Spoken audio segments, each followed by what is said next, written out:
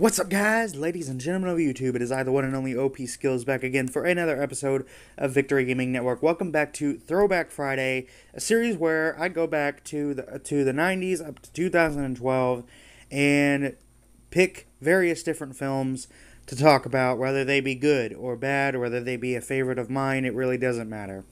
So anyway, today is Four Brothers, so let's get straight to it. I just wanted to talk! Let's go talk to him now.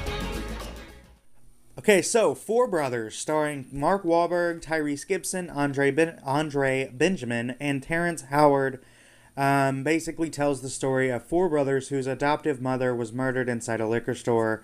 So now they kind of set off on this big journey to exact revenge on the people who murdered their mother.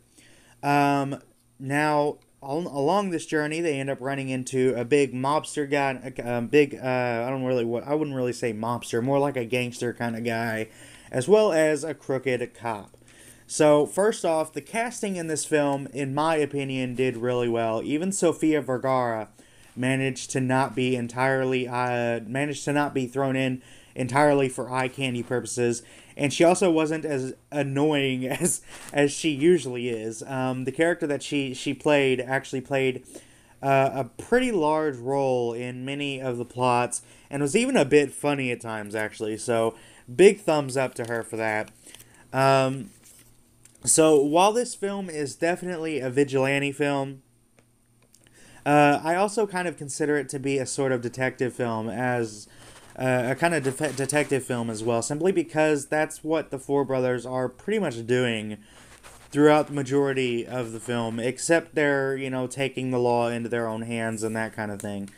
So, the last things that I want to mention here is that this film was has a really well done soundtrack that fits the atmosphere of the film perfectly. It also fits what's happening on screen perfectly.